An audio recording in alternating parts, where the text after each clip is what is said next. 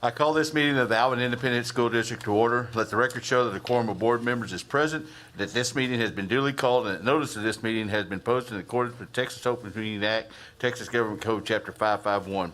If you would please stand for the invocation and pledges by Trustee Peterson. Please pray with me.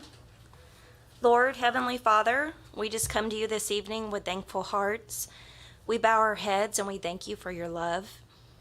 Lord, thank you for each person meeting here and for their commitment to our students, our staff, and our community. Thank you, Lord, to those who lead our schools and educate our kids. We ask, Lord, that you just bless their efforts to make our schools safe and caring places of education. Lord, we ask that you make us. I pledge allegiance to the flag of the United States of America and to the republic for which it stands, one nation, under God, indivisible, with liberty and justice for all. Honor the Texas flag. I pledge allegiance to thee, Texas, one state, under God, one and indivisible. All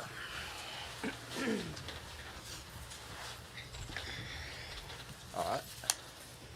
Next, we'll have the superintendent's report. Okay, board, we've had a busy week and we have a lot of events coming up that we want to make sure you're all aware of. Last week, many of you, or the last couple of weeks, many of you were involved in serving our staffs on our campuses. Last week was Teacher Appreciation Week, but I think we really celebrate all staff during that week.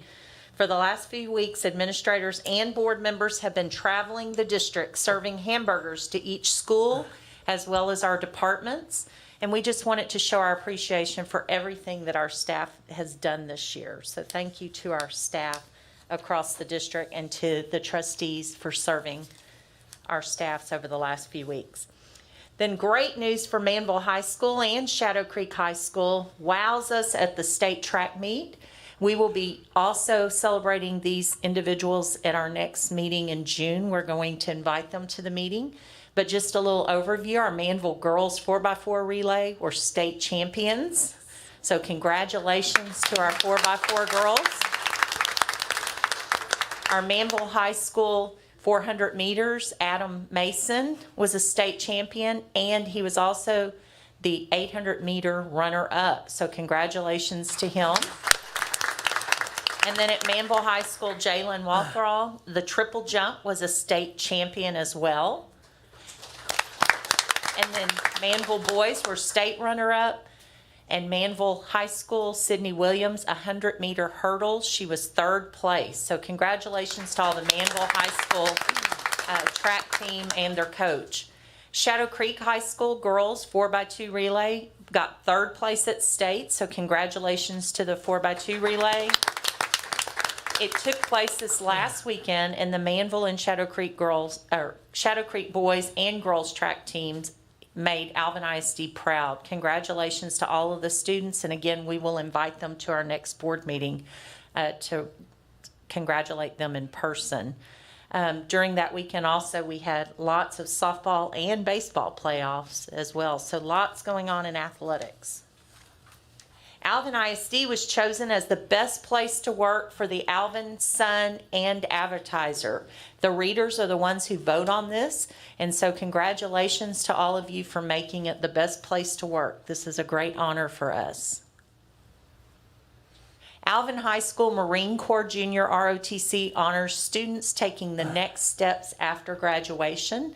They had a ceremony that honored 12 students with their version of a signing day to celebrate the students' next step after graduation. Major Flynn and First Sergeant Garcia stood proud as they spoke about the students' success throughout the Marine Corps Junior ROTC program and noted how pleased they were with all of their accomplishments. 10 students took the oath of enlistment under the direction of Lieutenant Colonel Miley Escalon from the United States Army Cadet Command. Congratulations, cadets, for stepping up and serving our country. Alvin ISD celebrates National Police Week, and here's a picture.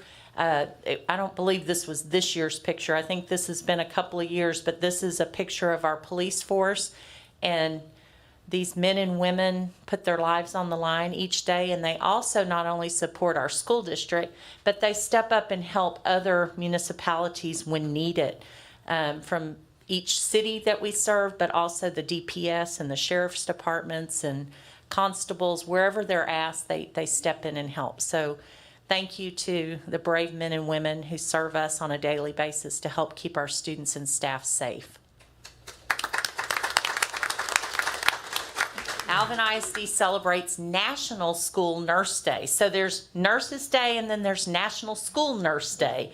So May 12th is the day, but we like to think we celebrate our nurses every day. Especially this past year has really been a stressful year for our nurses, and they have stepped up on the front lines to serve our students and our staff. And so thank you to each and every one of them for all that they do. And May 7th was School Lunch Hero Day. Again, if you remember last year when we first started the pandemic, our school lunch heroes, our child nutrition, they stepped up and served our kids lunches when everything else was shut down. And so they were doing curbside service every day for our families during that time that the schools were shut. So thank you so much for all that you do on a daily basis.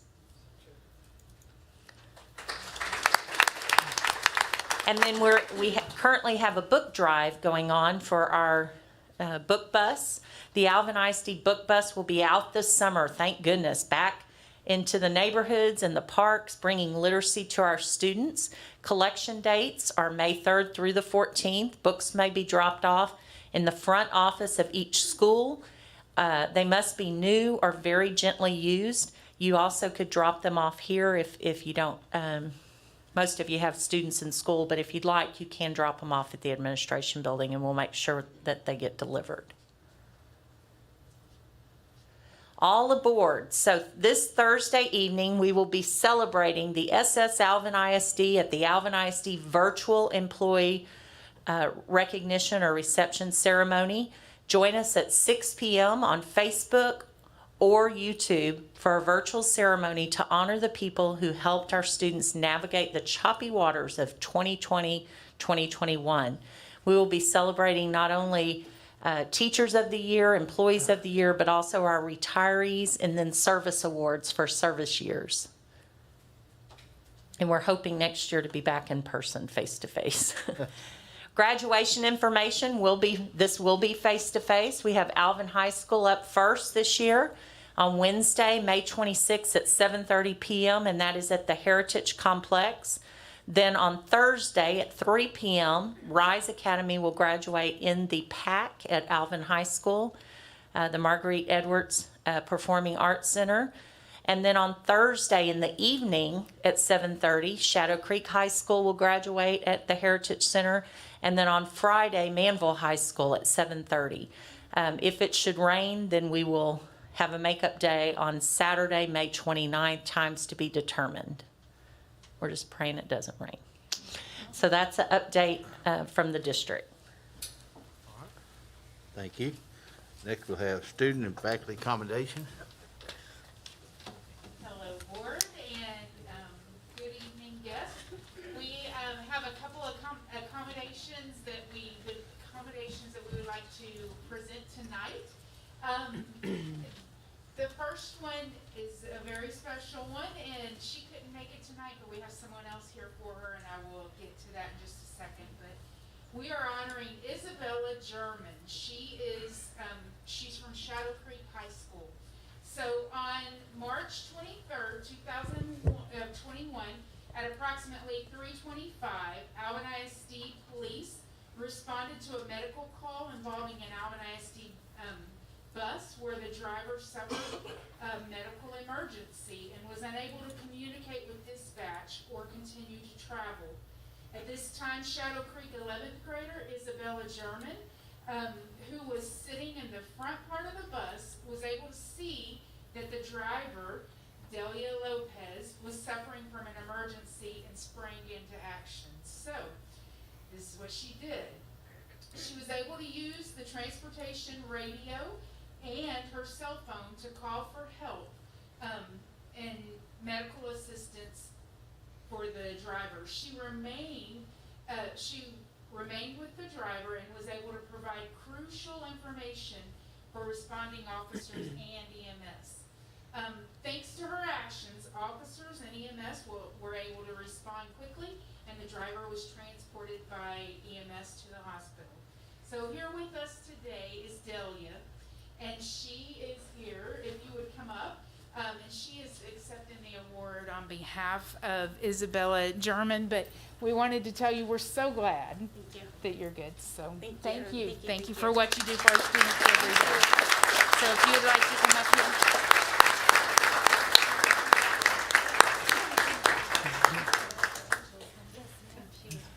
So we were very, very excited that she was able to join us tonight.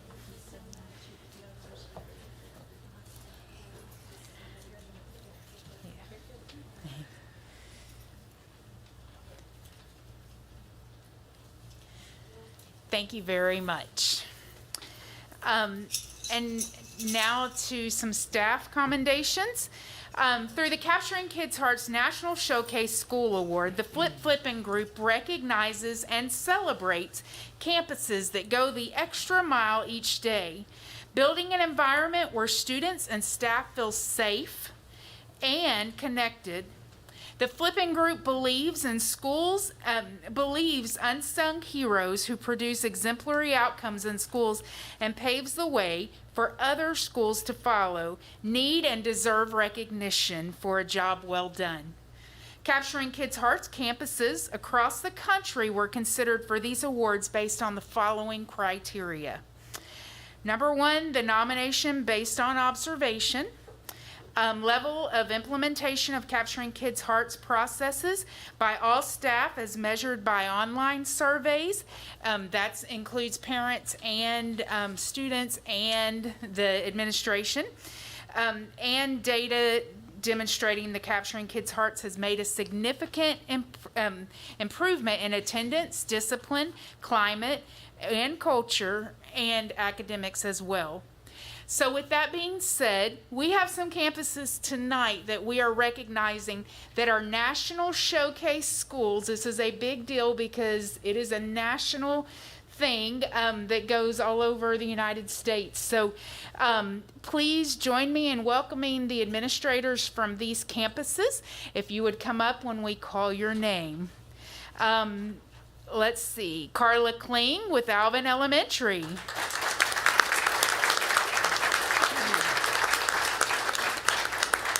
Monique Gadsden with E.C. Mason Elementary. Victoria Kwan with Pomona Elementary.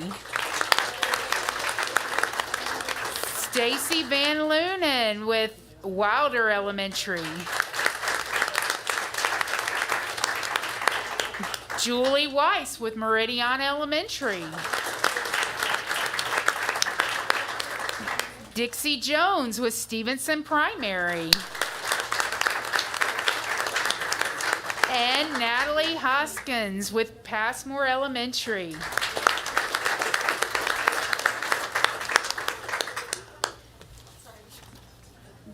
Great job, especially this year with the pandemic. It's been more difficult than ever to make connections, and so we appreciate all that they do for us.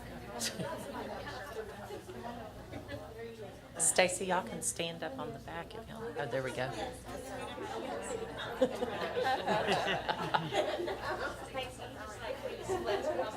Yes.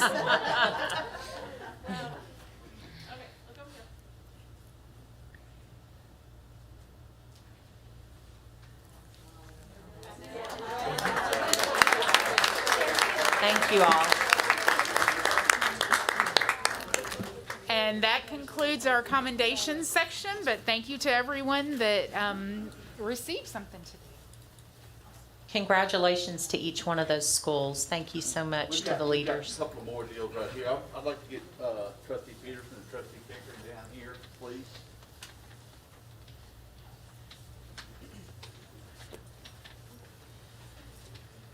I want to present y'all each with these plaque. Thank y'all for your dedicated service to our kids, of Alvin ISD employees and kids. Both of these ladies are leaving the board after this meeting. Next June, they'll have to do trustees, but these two ladies have been so dedicated to this district, and y'all have done so much for us, and we just, the plaques don't show y'all how much we really appreciate all y'all have done. So y'all have something y'all want to say? I do. You go ahead. Do you want to go back to your? Yeah, I need my phone. I need my. Yeah, I need my phone.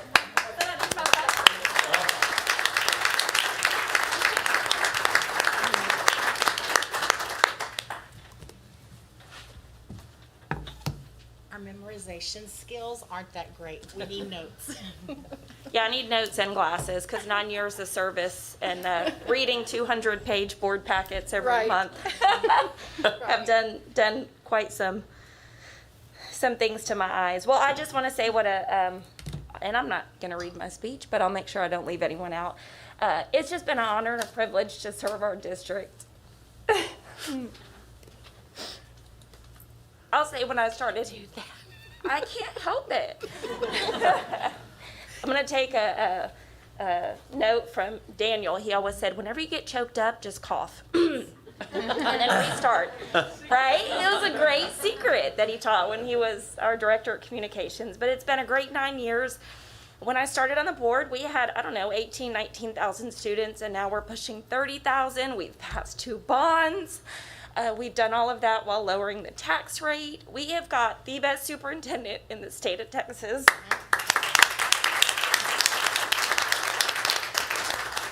And I say that she's our 3rd superintendent since I've been on the board, but Carol loves kids. She's vested. She raised her own kids in this district, started out as a teacher and a librarian. And if you think about it, she runs a city, right? Like our school district is a city. She provides transportation. She provides meals. She provides health care with our nurses. She has her own police force that she oversees. The education of our children, like she runs a city. And I know she said today at the State of the District that our future is very bright, and I know that it is because with the board members here and with Carol and the teachers and the principals and administrators and our community, like our community is so vested. You said it best in that people move to communities and buy houses because of the schools. And since I've been on the board, we've had 1,000 students join every year, some years more than others. So we're doing a great job. We have, are there room for improvements? Yes, absolutely. But I just know that our community has been so supportive and will continue to. Teachers, you're our warriors, our frontline heroes. We love you. We admire you. You've got a special place in heaven next to God for the work that you do. And the parents that are, entrust us with your kids every day. So thank you. It's bittersweet. Diane Peltier asked me, what are you going to do on Tuesday nights? And I'm like, not read board packets. So it's been an honor and a privilege, and I just look forward to continuing to be a part of the district in a different seat. As a parent. As a parent, that's right. I know. Of a freshman. Yeah, Gavin, he was in 1st grade when I got on school board, so he'll be going into 9th grade, and yeah. So I can go back to being, booster club mom. So thank you. It's been an honor and a privilege. And Earl, it's been an honor and a privilege to serve under you too as president. So thank you for your Thank you. service. Thank you.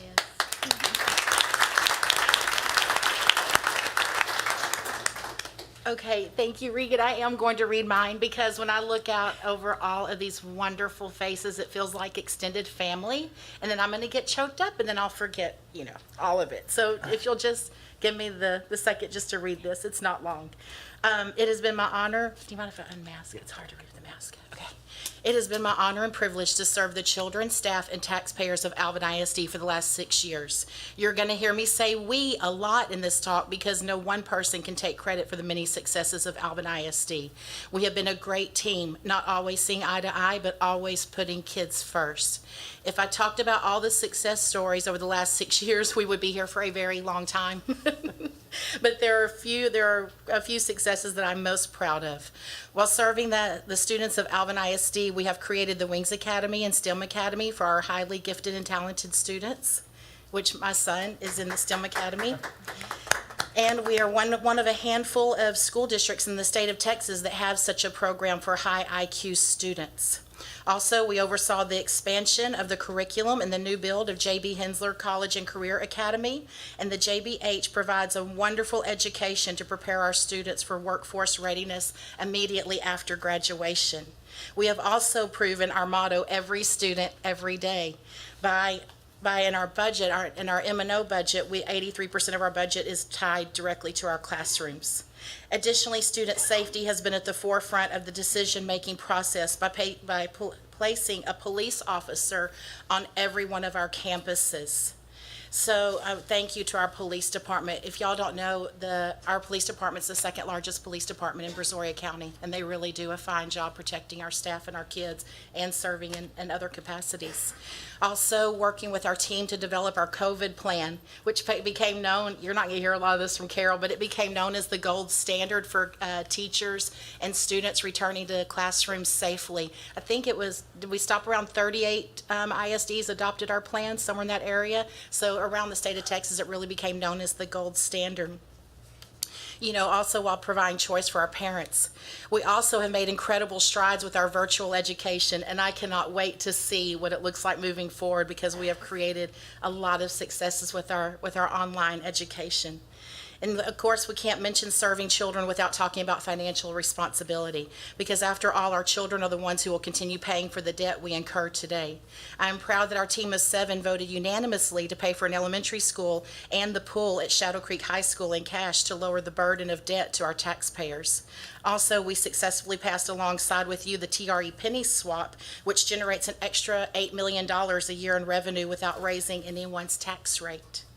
I am most proud that even though we are one of the fastest growing school districts in Texas, we still lowered the property tax rate in 2018, which I don't know of another fast growth district that lowered their tax rate, which is really great for our community. And then also, while serving our fantastic teachers and staff, we achieved a lot of successes together, including the huge honor of earning Houston Chronicle Top Places to Work 2 years in a row. We have hired and promoted the most diverse staff in Alvin ISD history. As Dr. Martin Luther King Jr. says, it's not about the color of someone's skin, it's about the content of their character. And we truly have sought out and hired the best talent for our children and people with the best character. Also, ensuring our teachers and staff feel they are valued and appreciated. We have approved raises every year and managed to keep our staff enrolled in private insurance to ensure that our staff and teachers have the best. And lastly, the school board's biggest duty is to hire the superintendent. I've had the joy to work alongside 2 great superintendents, Dr. James Gilcrease and Mrs. Carol Nelson. Under Dr. Gilcrease's leadership, we developed Alvin ISD's core beliefs, which you'll see on that back wall and down the main hallway. And it has guided all of the decisions that our leadership has made since 2015. And then we came along and did something really great. We hired Carol. We hired Superintendent Nelson. And I knew Carol was going to continue the success of Alvin ISD and achieve greatness when she assembled her executive team. She surrounded herself with some of the finest educators our state has to offer, Dr. Jennifer Valdez, Dr. Daniel Combs, and Mr. Rory Gesh. Superintendent Nelson has led our district through the most challenging 2 years in education history, what I believe is the most challenging 2 years. She has led with clear goals for our staff and students while displaying true grace and what we in Texas call grit. We don't give up, right? Education is rapidly changing in our great state, and I will continue to pray for wisdom and guidance for our Alvin ISD leadership and for continued success for our staff and students. God bless Alvin ISD.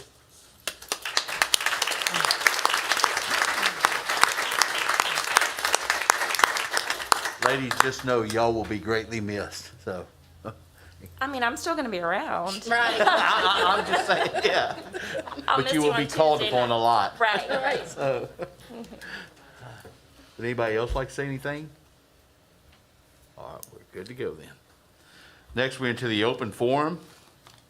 We're now to the open forum portion of the agenda. If you'd like to address the board, you should have completed the public participation form and submitted it to the superintendent secretary prior to the meeting, according to policy BED local.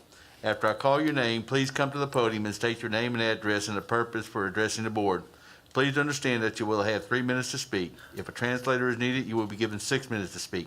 I ask that you also understand that the board cannot take action on your request or comment at this time. However, the president or designee may refer the request to the superintendent for review.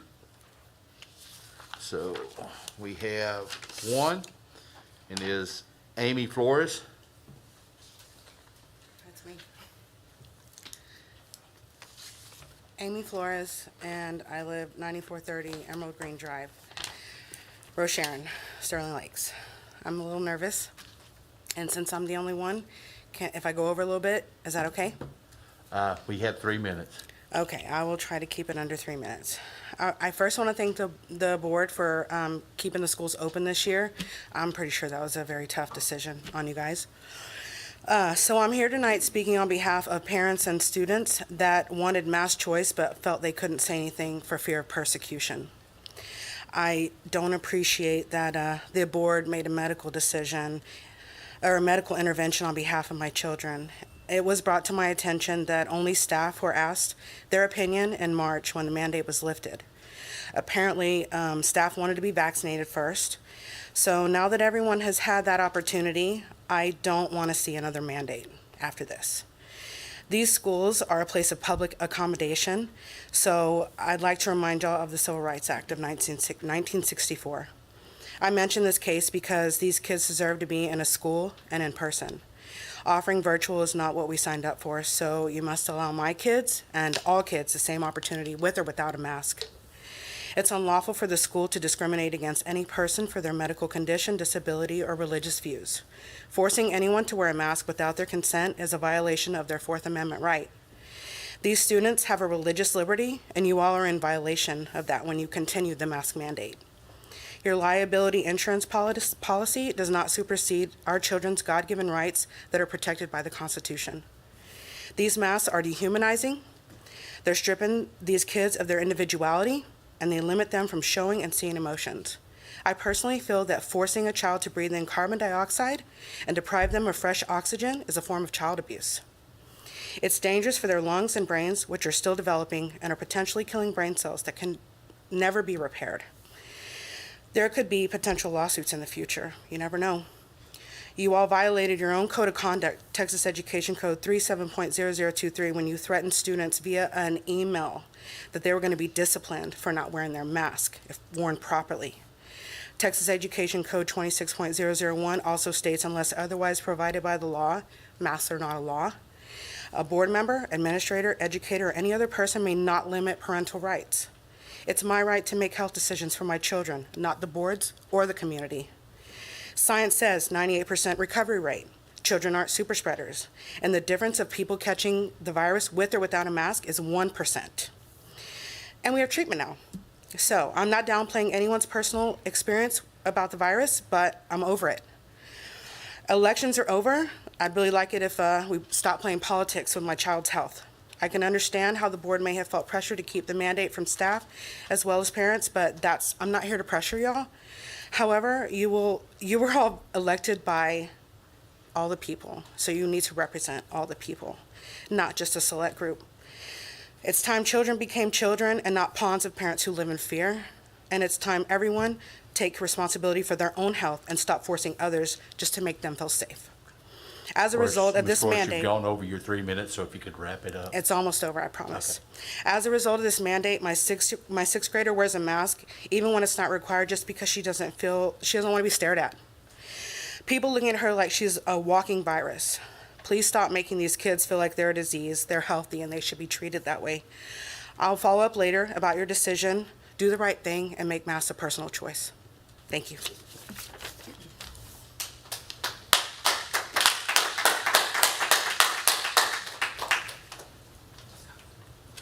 All right, next we'll have a presentation. So board, this evening, we have Templeton Demographics, and they will give us an update on the changing district residential forecast and future enrollment. And we have Rocky with us. Y'all all know Rocky, so he's here this evening. And I'm live and in person. I think the last time was virtual. Yes. Members of the board, is it all right if I take my Sure. my mask off? Yeah, it's a pleasure to be back in Alvin. I'm kind of jazzed just to be out anywhere. So I came to Alvin on the airplane today. We had to go through Midland to get here, so it's a little bit of weather. It was kind of fun to do that Mr. as well. Miller, can you dim the lights right up So here this, on oh, sorry. the, okay. All right, great. So this is our first quarter report. So this is data that was collected and researched through the first quarter of this year. So again, through the end of March, okay? But we start by just kind of looking backwards. Is this in front of y'all as well? So I know that's real little. I'm not sure if y'all are seeing it, but what I'm trying to point out here is an unemployment rate that dropped from up at around 13 or 14% a little over a year ago. We're now sitting down around 8%, 7%.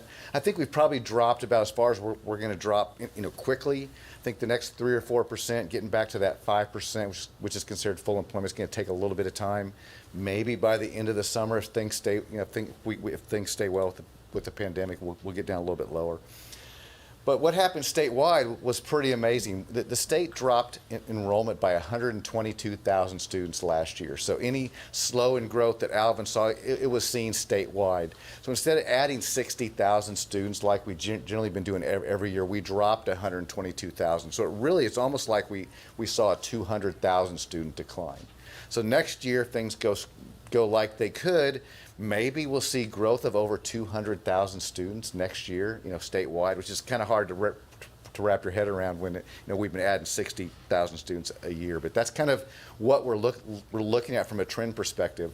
This chart here shows the same thing. It just kind of, you see it in a bar graph there, that we do believe that there could be a bounce back that could add almost over 200,000 students. If we look at I like this chart because the colors kind of pop. The chart on the left, you see all the darker greens, the light greens. This was enrollment growth from 1819 to 1920 when we added 62,000 students. You see very little red there. I think you see a little red in Dallas-Fort Worth, and those are some areas that really were already declining due to charter schools. And then you jump over to the chart on the right, and that's last year's one-year change. You can see there's very little green. There's two little dark green areas that we'll talk about on the next slide. You see all the red, all the yellow, those are all negative enrollment. So just to show, I think part of this is just kind of showing that we shared the wealth. Everybody kind of suffered, the same to some extent. What was interesting are two districts here that grew significantly. I don't know if y'all are familiar with these two districts, if any guesses, but this would be Hallsville and Huntsville. These are two ISDs that offer very large virtual programs. So these virtual programs at these two districts, they grew significantly. Virtual enrollment statewide, it grew by over 10,000 students. So that was almost a 45% increase. So there were more campuses than just Hallsville and Huntsville that offer virtual programs, but those were the two largest. So just understanding that the impact of virtual enrollment is important, because that's one of those things we're going to be watching to see who comes back and see that they do come back. Charter schools in Texas, again, charter schools are part of TEA, so we are able to get TEA enrollment. Charter schools increased by 30,000 students last year. So if you think, if you pull the charter schools out, their increase out, we probably would have seen an even larger decline of close to 150,000 students. So again, charter schools are very large in Texas. We've got very many students in charter and growth of just over 30,000 in one year. Region 4 and Region 6 trends, you can see here that Alvin, although very flat last year, has added over almost 5,000 students in the last 5 years. These two regions that I'm showing here each declined by about, I think overall by about 17,000 students in each region. So we're looking at 34,000 student in drop, a decline in both the regions here around the Houston area. And then if we look at those trends, just to show you what the enrollment was over a 5-year trend, this chart here is ranked by 5-year change. And you see Alvin's number there at 4,800. Really, that probably should have been 6,000. I mean, Alvin really did, even though we didn't see a significant decline, the fact that Alvin was even flat last year, given the number of homes that we added, was very important to understand. So if we look at housing now, we're going to fast forward and see what's going on right now. Annual starts are now sitting at almost 2,000 in Alvin, 1,934 annual starts, annual closings at 1,710. A closing, keep in mind, is an occupied home. So we've closed 1,700 homes in the trailing 12 months. There's an inventory of about 1,000 homes. Those are homes that are either under construction or finished but vacant. So strong inventory. And you got 2,734 vacant developed lots. A VDL is a lot that's ready to be built on today. So they could start tomorrow on any of those homes. So you can see that we've got over a year's supply of homes already in the pipeline. And then, of course, 15,000 futures, and that number's changing every quarter. There's, I heard about some more today, so it just keeps happening. What's happening in Alvin, the last quarter, the first quarter, 505 new home starts. That's the highest first quarter starts that we've ever seen in Alvin. And really, we've only seen over 500 starts for the last 2 quarters. So we're now trending very quickly towards 2,000 homes a year in Alvin. 437 closings. So that's your highest number of closings in a first quarter. And I suspect that either the second or third quarter, maybe both of them, will be your first 2 quarters where you close more than 500 homes. So we're seeing strong development, especially with that inventory sitting at 1,000 back at the end of March. Strong housing activity is continuing. Where that housing activity, this map, if you look at the color here, the darker the color is the most activity. That's kind of the easiest way to look at it. We only show 10 developments. We're tracking many more than 10. But 80% of your 75 to 80% of all the closings last year occurred in the 10 developments that you see listed on this page here. And vacant, we've got one. So annual closings, I like to think of it as yesterday, today, and tomorrow. Annual closings represent what happened to get us where we are today. So those are homes that already have that have occupied people in them. If we look at the VDL, this is vacant developed lots. This is what's going to look like now tomorrow for the next 2 to 3 years. Your growth is going to be driven by these 10 developments first, because they've got a significant number of vacant developed lots. Then you move forward to the future tomorrow. What are things going to look like over the next 10 or 15 years? 15,000 vacant lots. You can see that you can easily stay at this pace of 2,000 homes a year for the foreseeable future. Now, those are kind of quick. It's a little bit easier to look at this chart sometimes to see where your activity is. I like to think about this chart as where you see color is where you have the most activity. So you know that Mason, Meridiana, Pomona, they've got the strongest activity right now. We do have some significant vacant lots in the Jeter zone still. And then you have futures also that they're going to pop up in Nelson and in Sanchez. So we are seeing some future lots, but again, that column there that's with the 1,075, I want to mention the inventory again. I like to think of that as, because that's under construction number, that's that 800, that 790, I think that you see there, plus finished homes that are finished but vacant. So that 1,000 homes, that was at the end of March. So that's why I have this idea that over the summer you're going to close 1,000 homes, because they're already they're either done or almost done. So that's the kind of leading into the fall. So with that, this chart here just shows you where the developments are that we're tracking. Quick way to think of this: the green areas that you see, there's already activity. They're home building right now. The red outlines are where they're developing more lots for more activity, and the yellow is where you have future activity. Now, the yellow might not look like a lot on there, but the green areas that have activity currently also have futures that are being built. So keep in mind that, like the Sterling Lakes and stuff like that. Sterling Lakes vacant developed lots are really low right now, but they're having some trouble delivering lots, but they still have plenty to come. I think close to 2,000 maybe still. So we're still going to see some growth there in Sterling Lakes. This TEA transfer report, before I jump into projections, this is a report that comes straight from TEA. So they released this in March. These are the top report there are students that transfer into Alvin ISD from districts outside of Alvin ISD. You can see there that number stayed right around 425, 430. So that's a good thing. That means that you're not losing. You're getting just as many students as you had been getting before. A little trend that we saw in outgoing transfers was this year your outgoing transfers jumped up by about 100 students. Now, if you look at where the growth is in that chart, Hallsville, that we just talked about, the virtual academy picked up significant students.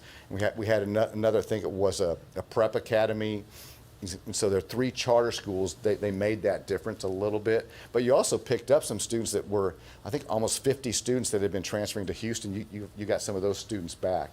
And I'm thinking that's likely because of the strategy that Houston used for school this year. Not having the in-person school, I think it held some kids in Alvin because you had in-person school. So with that, I'm going to jump into projections. We're forecasting 1,400 student growth next year. Now, I believe last year you should have grown by well over 1,000 students. Part of that 1,400 student is a bounce back. We think you're going to see students come back. I don't know if it's going to be kindergarten, if you're going to see some 6-year-old kindergarten students possibly. You're going to see some first grade bounce back, those low grades, pre-K. And then, of course, when you're adding 2,000 homes a year, you should be seeing at least 1,000 students. So there's opportunity there for your number to come in higher. This is the first pandemic I've ever forecasted to, believe it or not. So this has been a challenge. You know, it's been, you know, we're wondering, just like everyone else, who's going to come back, where are they going to go. So I think it's going to be driven by kindergarten. We're going to see what happens with kindergarten and pre-K, and that drives your forecast. It always drives the forecast. We look at the information by this chart here is the elementary campus growth. We're continuing to see that bounce back at the elementary level. The red areas that you see here are areas that we have some capacity concerns. In a district that's growing this fast, there's always going to be some challenges there. We know that we're opening campuses, you know, every year in Alvin. There's always something going on where we're making adjustments, and we're happy to help the team to help them do that. You know, in another year, we're going to take care of this high school problem, right? So that's going to be awesome. I think we're going to see all that red go away at high school. I think that'll be great, at least for a few years. You know, we're still a growing district with 15,000 homes, so it's going to happen. So we're working with the team as best we can to develop boundaries that help the district go as far as they can before you have to kind of build a school. It's always a challenge to move students, so we're happy to make those changes just where we need to and not where we don't have to. Trying to move students if we don't have to. I think that was it. I mean, most districts experience 5 to 6% in enrollment declines. So even though Alvin was very flat, our numbers are snapshot to snapshot. So October to October, you know, you did better than a lot of areas. I know that's not always comforting. You know, you had the most quarterly starts and closings in the last 10 years, so things are definitely trending towards that 2,000 homes a year. We think that, you know, you've got more than almost 3,000 lots that they could be built on now. So you're getting there. We're thinking 32,000 students by the 25, 26, and 36,000 students within 10 years. So hopefully it'll be, you know, just continued opportunity to grow, take opportunities. I know that was fast, and I'm happy to take questions or comments. So board, we'll get you a copy. This is hot off the press. What I shared today at the chamber meeting was the end of the 4th quarter. So this provided some updates that Rocky, like he said, he hasn't forecasted in a pandemic before. No, So it takes a it's little fun. bit longer That's to. right.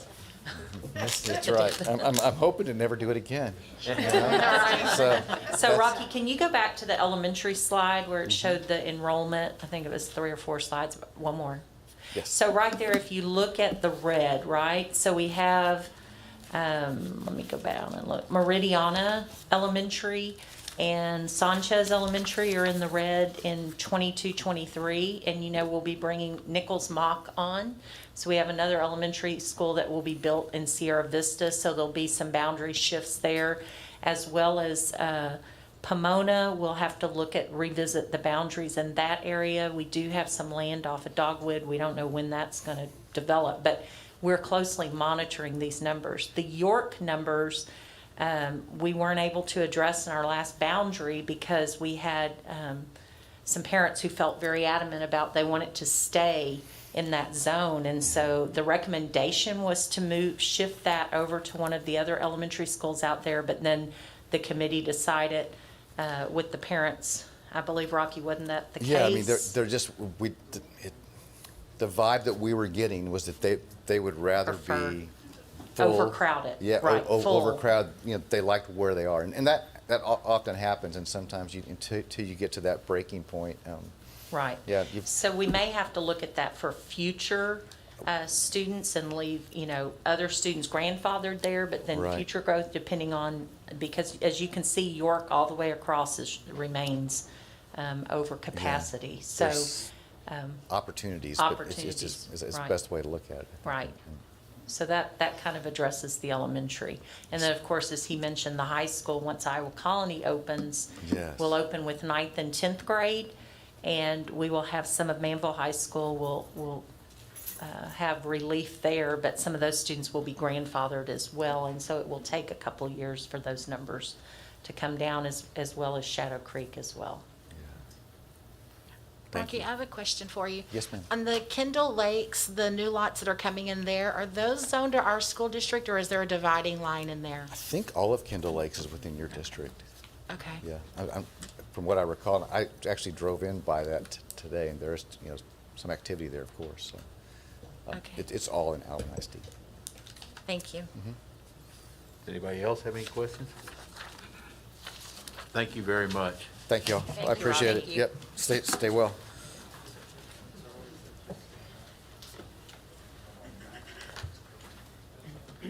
All right, next we'll move to consent agenda items. Do we have a motion to approve consent agenda items A through O? So moved.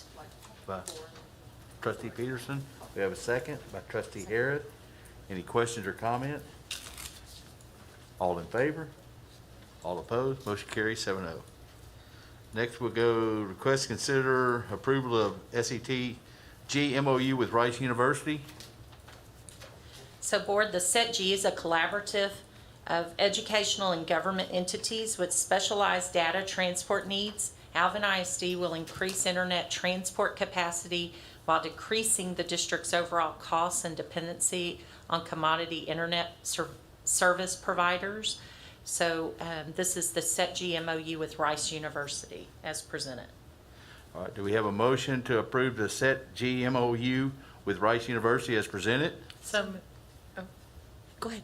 So By moved. trustee Pickering, do we have a second? Second. By trustee Scheibel. Any questions or comments? All in favor?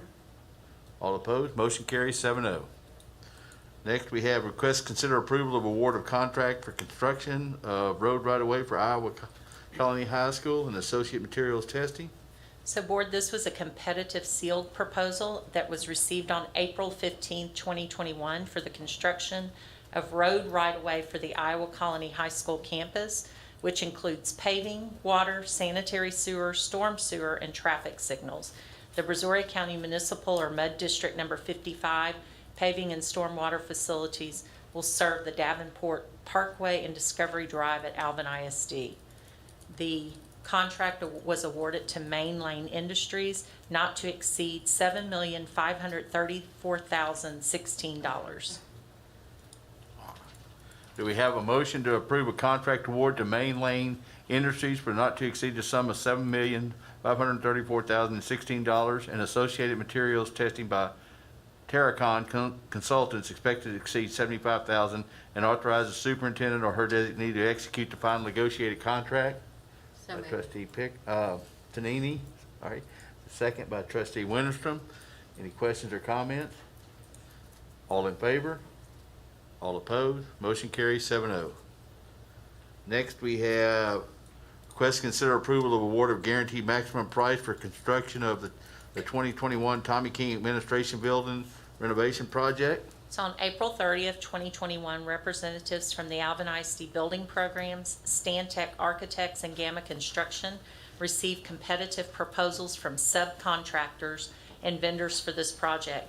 After review and evaluation of those proposals, Gamma Construction has submitted a guaranteed maximum price of $1,833,209 for review and consideration.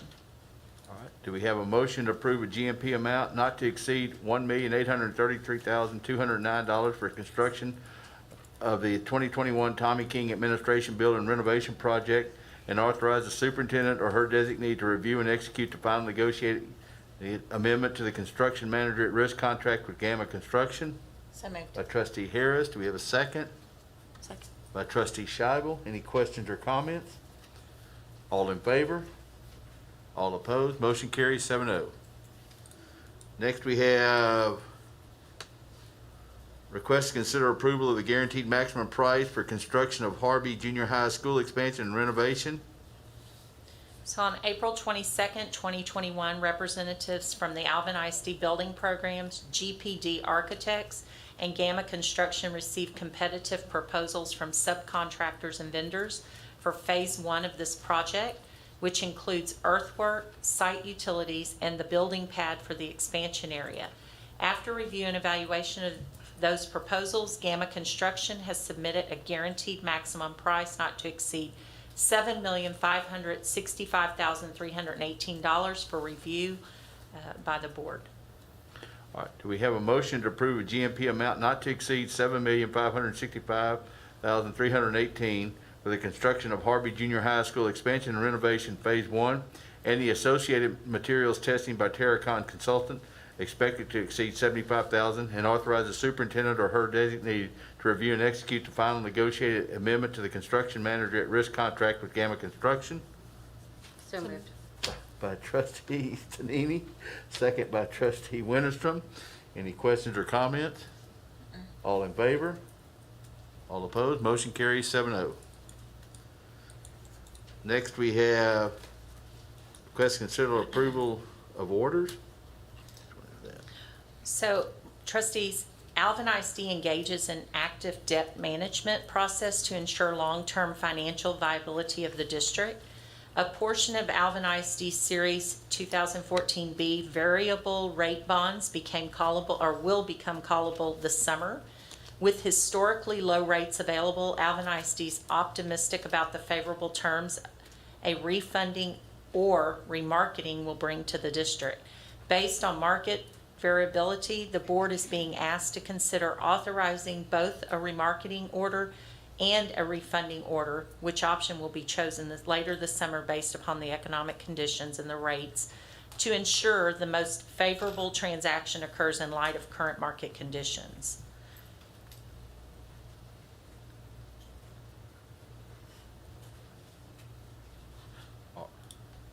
All right, do we have a motion to approve the referenced orders as presented? So moved. Who said that? Here, trustee. Oh, I'm Pickering. sorry. By trustee Pickering. Do we have a second? A second. Vivian, go ahead. By trustee Scheibel. Any questions or comments? All in favor? All opposed? Motion carries 7-0. Thank you, board. Next, we have request to consider approval of Alvin ISD health plan updates. So as you mentioned before, the Alvin ISD Health Plan Forward 2020 served as an administrative regulation to guide Alvin ISD's response to the COVID pandemic.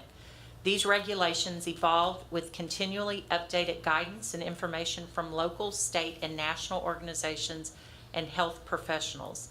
TEA has a requirement in their guidelines that if a local education agency or LEA modifies their procedures on the use of face masks, that the modification must be approved through action by the local school board. This update would allow administration to adjust the mask regulations for it to be optional for staff and students for the summer of 2021, with the intention of continuing optional masking pending the medical information for staff and students for the academic year of 2021-2022. Do we have a motion the board approve the Alvin ISD health plan updates as presented? So moved. By trustee Peterson. We have a second by trustee Harris. Any questions or comments? I do. I know we discussed this last week, but just to reiterate, there are certain circumstances that could happen that would cause us to need to review this, correct?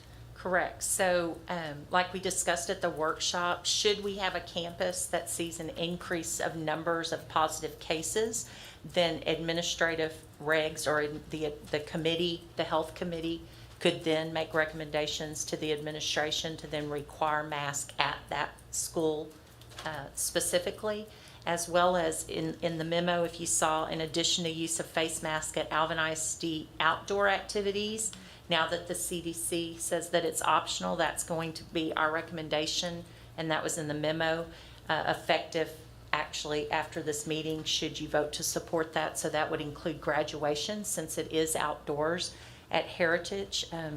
You all were there last year and you know how hot it got with the mask on, and that was some of the concerns from students, was that they were sitting and there was no breeze. And so now that the CDC has laxed on optional face masks, that's our recommendation as well, which is in the memo included. But yes, we would make adjustments based on the health data that we have. And I know we talked about this too, but just in terms of making sure we communicate with our community that those circumstances Absolutely. could change. Yes. I don't do this very often. I appreciate the way our staff, our leadership, our parents, and our students have handled themselves this year. I've been extraordinarily thankful that we have kept our schools open and that we have put our students and our staff safety first. And I'm very grateful that, in my opinion, we're at a point where vaccinations are plentiful and we can let our community make those decisions as their families are comfortable as to if they come to school in a mask or not. So thank you. And I will say, trustees, our leadership on each one of our campuses, several of them are here this evening. They know their communities, they know the parents and the students that they serve, and no two campuses looked exactly alike, because there were some campuses that had 90% back face-to-face and some campuses had 50%. And so we had to rely on our leaders on campus and trust that they knew their communities, and at that time they made decisions based upon the needs of their campus. So, you know, I commend them, because I know those weren't easy decisions for them as well. Even though we've mandated masks up until now, the enforcement of that has been difficult on some of the leaders on campus to continue to put our students and staff, you know, and their safety first. Do you have any other questions or comments? Can I ask a clarifying question? So you just mentioned a situation where maybe there's a rise at a campus and the need to mandate masks again. But aside from those situations, do I understand that the decision to wear a mask or not will be made by the student and/or parent, not by Correct. the campus, not by the Correct. principal, Correct. except for certain situations? Right. That is correct. It would be optional Okay. for students and staff. Any And other? that would apply to summer school? Correct. Yes. Okay. If y'all choose to support the recommendation. So it would be effective tomorrow? Well, so tomorrow it would be effective for outdoor activities, but we are still requiring them in the schools through the end of this academic year. And then starting with summer school, it would be optional indoors. Very good. Well, I appreciate the autonomy that you give campus leaderships that do know their community, and that you're putting your faith and trust in them to make those decisions accordingly. Can you share what the communication plan might be if indeed a campus did need a small spike or something? So Mr. Gesh and Dr. Bruton would work together with our nurses in communicating to the parents through social media, but possibly call-outs, e-news. So multiple communication would go out to those families and to those students of that campus. Okay, thank you. And we're going to continue the use of the COVID dashboard, is my understanding, so we have transparency and information to the community about any cases in our schools, correct? Correct, for positive cases. Yes. And Carol, we're gonna maintain our cleaning standards, our extra janitorial staff and our cleaning standards? So our maintenance and operations is reviewing the work hours. Several of our custodial staff have overtime hours that they've put in, and they continually monitor the recommendations from the CDC about touch surfaces, but and some of their work schedules will shift because we're working double shifts a lot of the times, but we will continue to put cleaning at the forefront so that we can maintain safe environments for our students. Thank you. Any other questions or comments? All right, then. All in favor? All opposed? Motion carries 7-0. Next, we have request consider approval of employment of personnel. So board, the first recommendation are for teachers for next school year, and you'll see a healthy list there of teachers who would be filling either openings and/or additional teaching units based on growth, but most of these are for current openings for the next school year. Do we have a motion to approval be granted for requested personnel items as presented? So moved. By trustee Tonini. Do we have a second? Second. Me. By trustee Winterstrom. Any questions or comments? All in favor? All opposed? Motion carries 7-0. Next, we have request to consider approval of administrative appointments, and the first one will be Duke Elementary Assistant Principal. So board, as you know, we're in the process of filling retirement positions as well as people being promoted to principals, so it opens up administrative positions. And recently, Ms. Mars was appointed as Don Jeter's principal, so that opened her assistant principal position at Duke Elementary. This evening, the committee's recommendation is Ms. Patrice Baker. Ms. Baker is currently serving as the third grade ELA teacher at Glen York Elementary and previously served as third grade ELA teacher at Don Jeter Elementary. Patrice was also a third and fourth grade teacher in Pearland ISD, where she served as self-contained, gifted and talented, and inclusion teacher. She has 16 years of experience in education, with 5 of those serving here in Alvin ISD. She received her bachelor's degree from University of Houston and her master's in educational administration from Concordia University.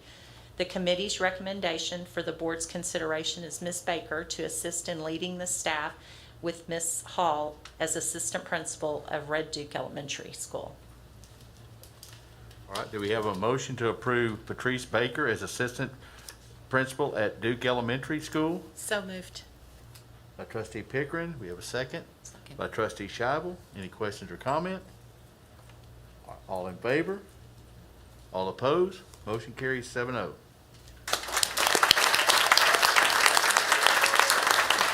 Okay, Ms. Baker, if you'll please stand. And did you bring any guests this evening with you, if you'd like to introduce? This is my father, Andrew, and this is my brother, Arthur. Welcome. We're looking forward to it. Congratulations. Next, we have Nelson Elementary Assistant Principal.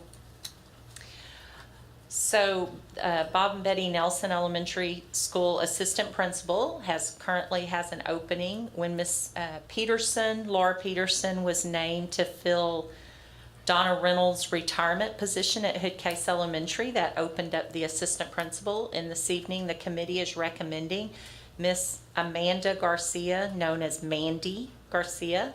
She's currently serving as the literacy instructional coach at Passmore Elementary School. She previously served as a fourth grade teacher at Passmore as well as an administrative intern.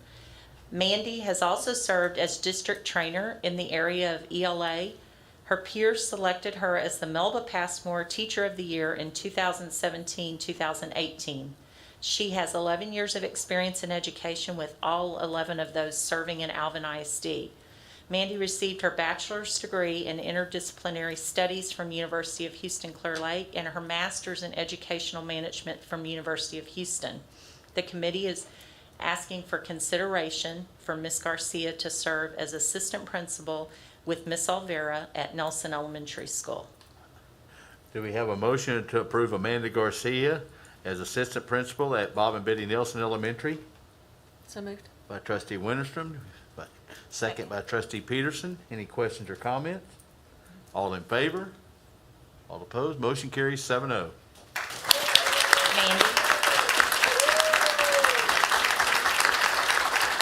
I think did you bring guests from Passmore with you? I did. My son, he's almost 2 years old, so he would be running with some family, but my uncle Mark and Patricia are here. And I Aw. also brought my Passmore family, because like you heard, I've been there all 11 years, so I'm gonna miss them terribly, but it's a new beginning. And Mandy, were you a graduate of Alvin High School? Yes, in 2001. There you go. Congratulations.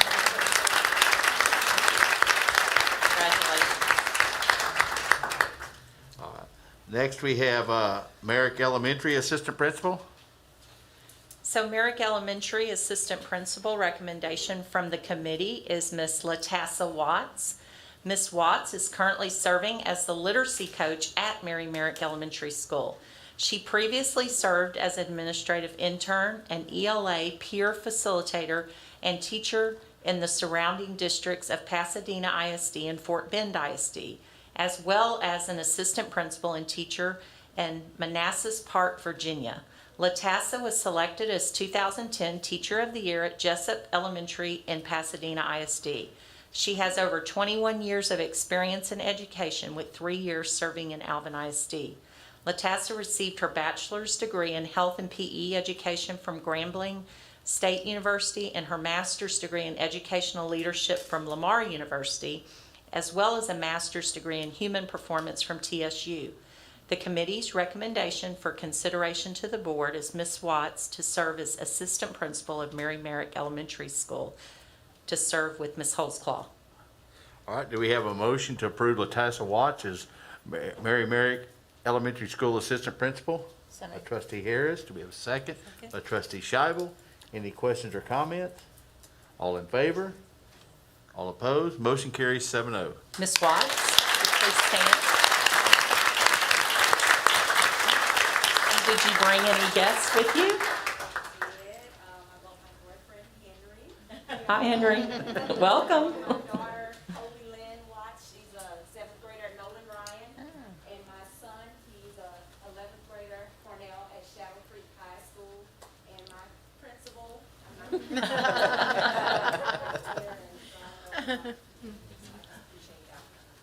Congratulations. Let's have so I have to share a little bit about when I did my second interview with her. She had me doing push-ups and sit-ups and jumping jacks. Not really, but I felt like I needed to. She had so much energy. We were just so excited to have her as part of the administrative team. Congratulations. Next on the agenda, will Assistant Principal at Sanchez Elementary. Okay, so board, the committee's recommendation for Bell Sanchez Elementary School Assistant Principal is Miss Carla Boyce. Miss Carla Boyce is currently serving as the literacy instructional coach. Do y'all see a trend here? At Glen York Elementary School. She previously served as a 4th grade ELA teacher at Glen York Elementary. Before moving to Texas, Carla served as a 2nd and 3rd grade teacher in New York City Public School District 27. Carla has 19 years of experience in education, with 5 of those serving in Alvin ISD. She received her bachelor's degree in elementary education from Long Island University in Glen Cove, New York, and her master's degree in education from Queens College in Queens, New York, with her principal certification in educational leadership from Lamar University. The committee's recommendation is that the board consider Ms. Boyce to serve as assistant principal of Bell Sanchez Elementary with Mr. Nieto. So do we have a motion to approve Carla Boyce as Assistant Principal at Bell Sanchez Elementary? So moved. By Trustee Peterson. Do we have a second? Second. By Trustee Pickering. Any questions or comments? All in favor? All opposed? Motion carries 7-0. Carla? Did you bring guests you want to introduce? I have my husband Kareem is here. These are my daughters, Hannah and Madison. They're both Alvin ISD students at York. Hannah is there, soon to be at a Cardinal. And a incoming kindergartner who's getting a little restless. And of course my York family and my LC family all over. Congratulations.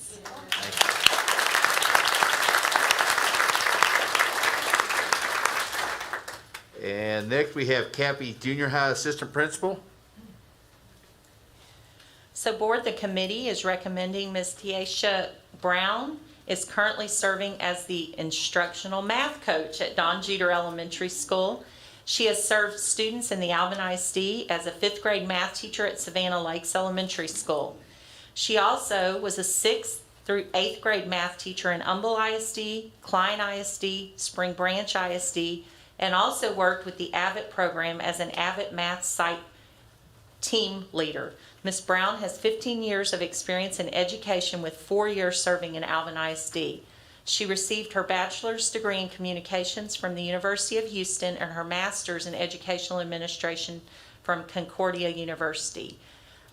The committee is asking for consideration that the board consider Ms. Brown to assist in leading with Dr. McCorkle to open Jackie Caffey Junior High School. Do we have a motion to approve Tisha Brown as assistant principal at Jackie Caffey Junior High School? By Trustee Harris, a second by Trustee Tonini. Any questions or comments? All in favor? All opposed? Motion carries 7-0. Ms. Brown? Congratulations. A lot of her background is in junior high, because we're like, why do you want to go to junior high now? So you want to introduce any guests that you brought? I did not bring any guests. I have a 3-year-old. Mine does not behave that well. I also have a 7th grader who's at Rodeo Palms Junior High. He needs his rest for his reading start tomorrow. So I left him at home. But I do have a few friends that joined me here. So I'm proud, excited to go into. And then I need to correct you guys. My name is Tashay. There you go. I knew it. I'm sorry. Tashay. Okay. There we go. It's a lifetime problem. Thank you. It's a beautiful name. Thank you, Tashay.